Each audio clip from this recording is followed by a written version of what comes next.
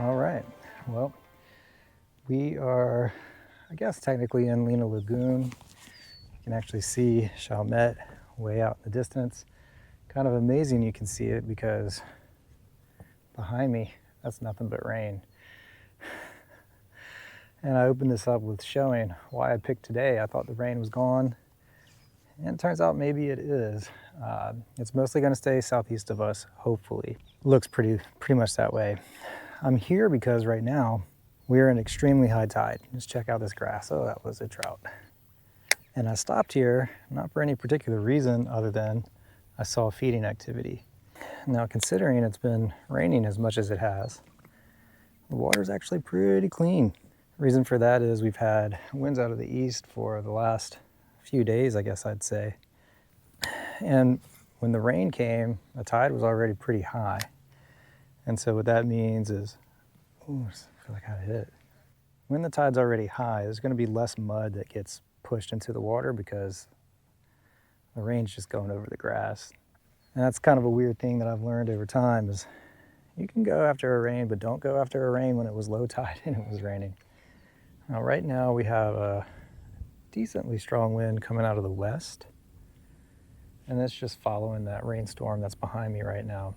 We're gonna have a rising tide for maybe just a few more minutes. The Shell Beach station is not that far. It was supposed to stop rising at 3:30. It is 4 o'clock right now, so we should start to see a fall soon. And what I want to do is get kind of close to Magnolia Lagoon and target those bayous that are going to be draining out of there.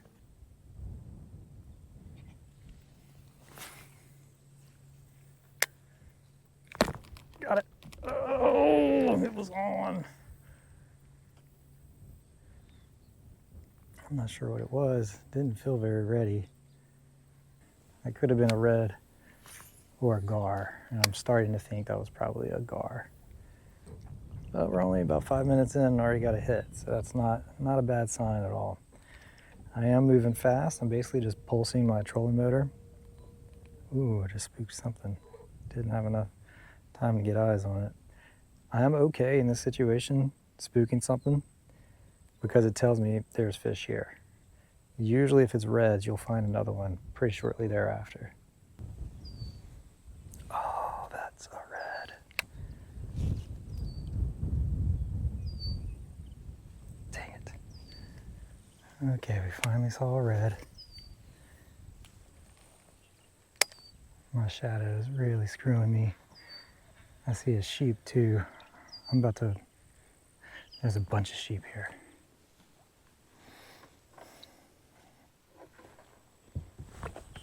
Okay, I think I spooked all the sheepshead. But we came across a school of them, and I'm gonna try to catch them.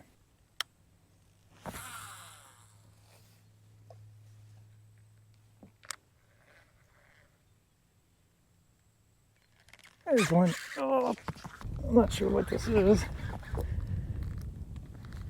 Oh, red, nice.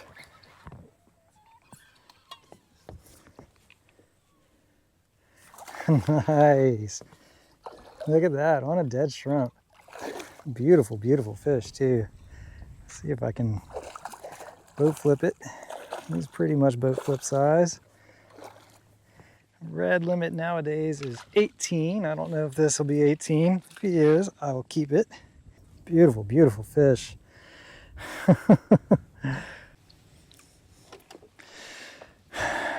All right, first catch of the day, 17 inches. Let's let it go.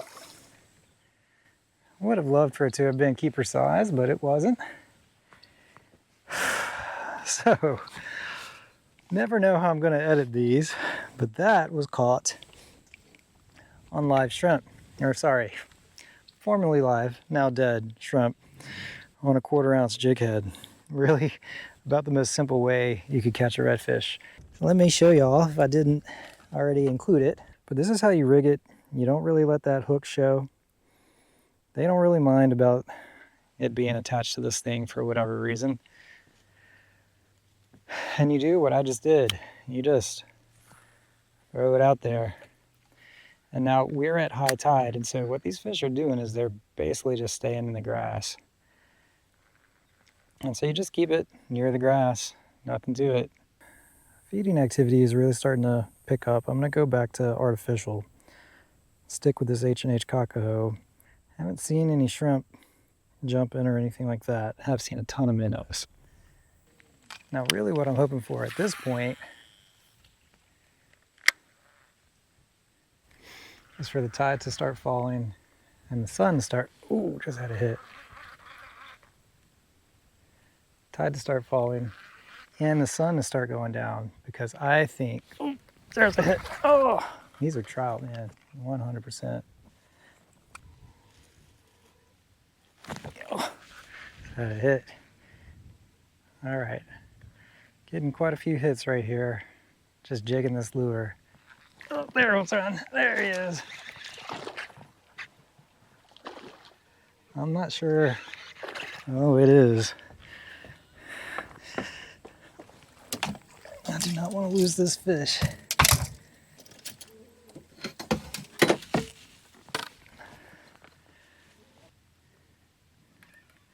I'm not horsing this because I think we all know what this is going to be.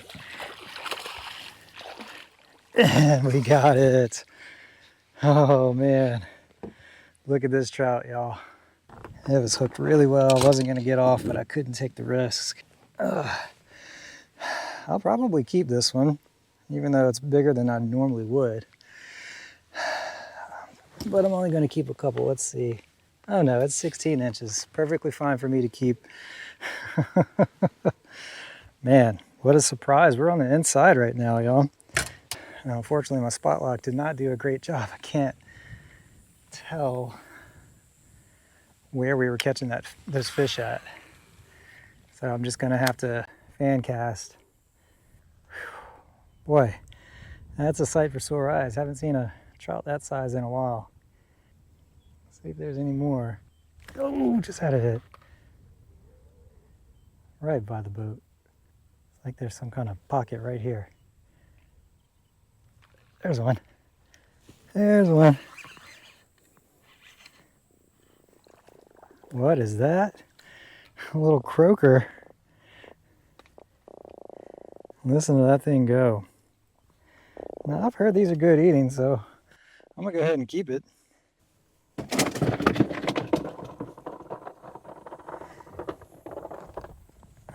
Well, that's interesting. Haven't caught one of those on artificial, maybe ever. This is one of those things, though, where when I first started fishing, I don't think I would have found these fish. There's one. There's one. Yeah, I don't think I would have found these fish when I first started, even in this channel. Because there's nothing really here for me to queue up on. Let that guy flap around, because we might be on to something here.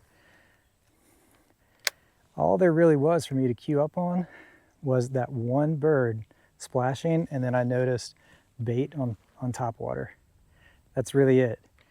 And so I switched back to artificial, because with artificial you can fish just a little faster, I would say. And I did want to keep some fish today, so this just works out.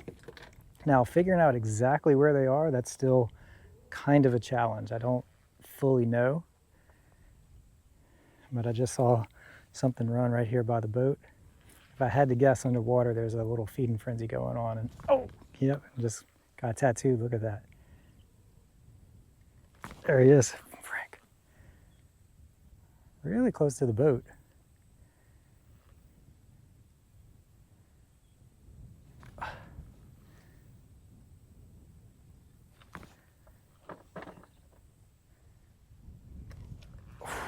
Yeah, they're like right under the boat.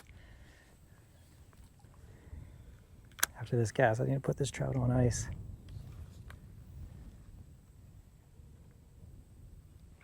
There's the one. This is a little one. Look at that. From an 18-inch trout to a 8-inch trout. All right, well, we found something. Woo. All right. It's a little alligator in the distance. Y'all probably can't see it on my camera, but he's been there for a while. Gotta say, y'all, this is the last thing I expected for today, but obviously a pleasant surprise. I'd like to try to catch maybe 1 or 2 trout that are keeper size. I'm not going to keep any more than that. And we do got the 3 cast rule we got to stick to.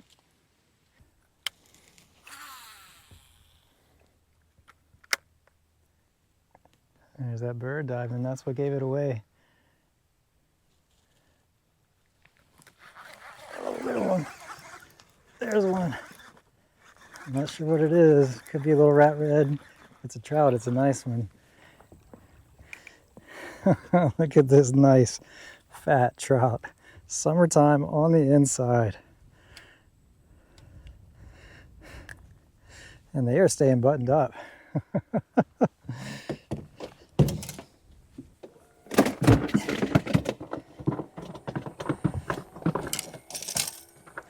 All right, let's see if we can catch some more.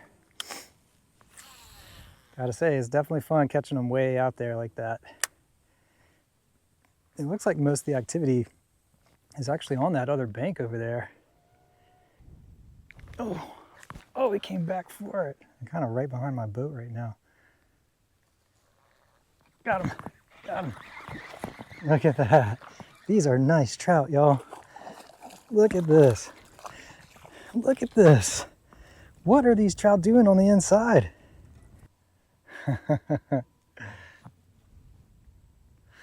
Nice. Well, this is a wonderful surprise. And I'm not angry about it. Definitely hasn't been graceful, but it's working. Yeah, let me go over again. What was the cue? What made me sort of figure this out and try casting right here, which is not something I would normally do. And to me, this is the hardest part of figuring out how to catch speckled trout.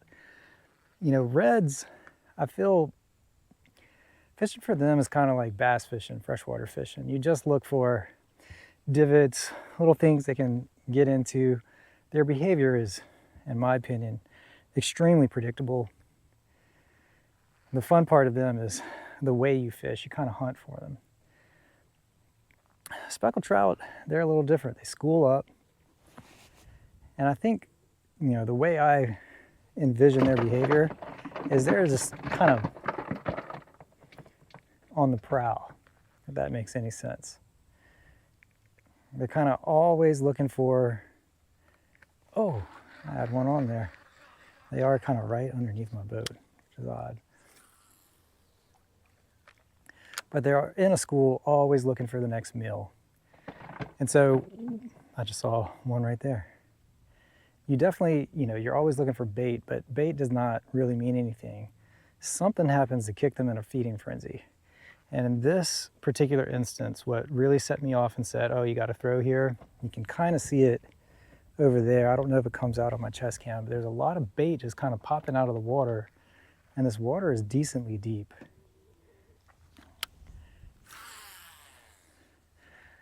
Instead of a 3 cast rule, I'm going to be a little bit more lenient on that. I think there's a lot of trout here. They're going to be moving back and forth. We got a fan cast. Didn't quite figure out a pattern aside from they seem to be underneath my boat for whatever reason. And I don't want to move because I don't want to disturb anything if we really are on a huge school, which it seems like maybe we're not.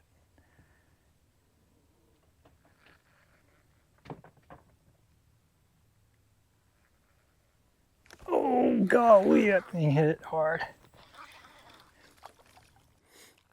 What is this? Is this a whitey? Nope. Little speck. All right, see you later, bud. They are really, really close to my boat. Very interesting. The bigger ones have all been further on that side. The little ones are definitely kind of where we are. Yeah, this reminds me of last year, maybe 2 years ago, I posted a video. I was almost uncut. Really just cut out some mistakes and cursing and stuff that I did. But I got on a super hot trout bite, caught my limit and some really close to here, and it was in June. I'm gonna have to remember that. This area is hot for trout in June. Would never have expected that. It doesn't go by the book in any way, shape, or form, but I mean, how do you argue with this?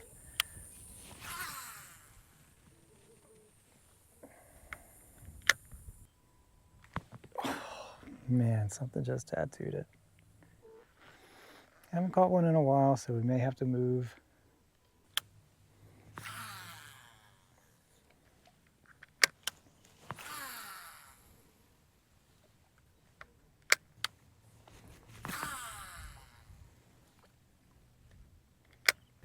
Oh wow, look at that splash over there, y'all.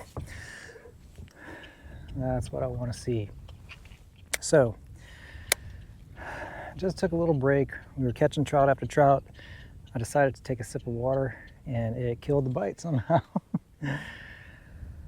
So we're actually where I wanted to go originally. Y'all have seen me fish this area before.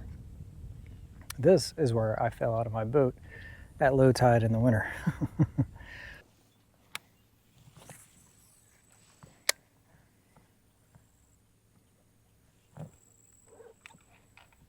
Oh, there's one. There's one. There's our red.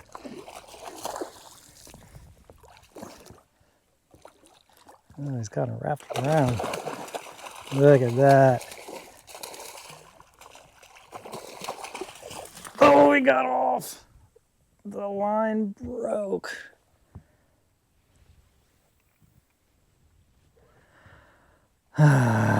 Got greedy with that boat flip, y'all. Guess I gotta have one of those every episode. Wouldn't be a Catch You Later without it. Why did I try to boat flip that? I know why I tried to boat flip that. I started working out again this week and I am sore. Just can't do it like you used to when you're 42, y'all. I don't suppose I've ever really talked about that though, but one reason I fish so much, this is one of my physical activities actually. When I was about 36, I tore my ACL and meniscus. And at the time I was really active and athletic, played soccer, flag football with coworkers, etc. Worked out twice a day. Didn't have a 5-year-old at the time. And anyway, tearing my ACL really knocked a lot of that stuff out for me. And what I would do is I would actually kayak fish with a Hobie pedal kayak. Loved that style of fishing, still do. And eventually I will buy another kayak. Probably if I do, instead of it being pedal though, I'll get a battery motor. But anyway, that's kind of how I rediscovered and fell in love with inshore fishing in the Louisiana marsh. Don't know what I'd be doing if I hadn't had discovered that. I probably wouldn't be playing sports still like I was, but you never know.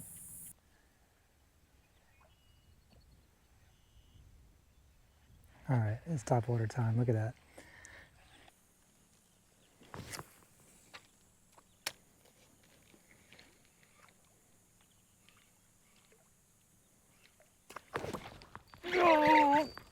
Oh, that was awesome. It's got to be a red, but I haven't seen it yet. It looks green with this light.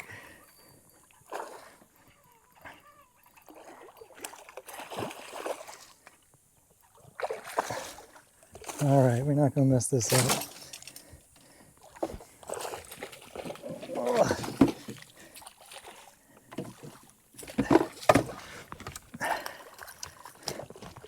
Got it. All right. Oh, man. That's all I wanted today, y'all. Red on top water.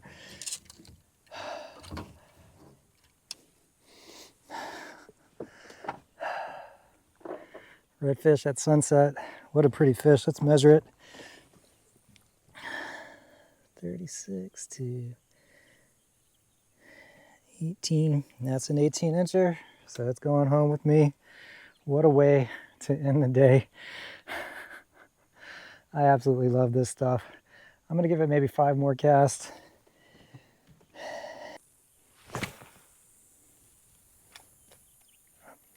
There's it. Got it, got it. Whatever this is, I got it. Oh, got off. That was a trout. Look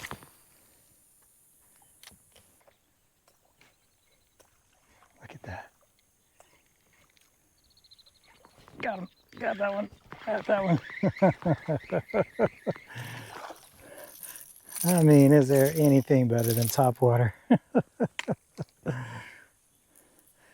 This one would probably keep, but I'm not going to keep any more trout at least. Don't need to. All right. Let's see if we can catch a few more. Seem to be a few stacked up right there.